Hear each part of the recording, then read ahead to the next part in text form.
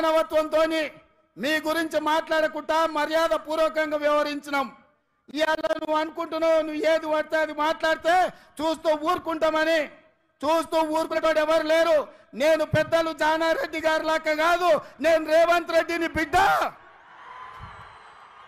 అంగిలాగు ఊడదీసి నువ్వు మాట్లాడే లత్కోర్ లఫంగ మాటలకు చెర్లపల్లి జైల్లో చిప్పకూడు తినిపిస్తా బిడ్డ. నువ్వు అనుకుంటున్నావేమో.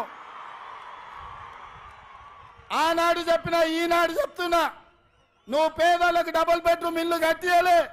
నేను మాత్రం నీకు తప్పకుండా డబుల్ బెడ్రూమ్ ఇల్లు కట్టిస్తా చెర్లపల్లి జైల్లో. ఎందుకంటే కొడుకు కోడలు వస్తే యాడు ఉండాలి, బిడ్డ అల్లుడు వస్తే యాడు ఉండాలి. అందరు కలిసి చెర్లపల్లి జైల్లో ఉండేటట్టు మీకు డబుల్ బెడ్రూమ్ ఇల్లు కట్టించే బాధ్యత మా లక్షలాది మంది కాంగ్రెస్ పార్టీ కార్యకర్తలు తీసుకుంటారని చెప్పి నేను ఈ వేదిక మీద నుంచి చెప్పదలుచుకున్నా.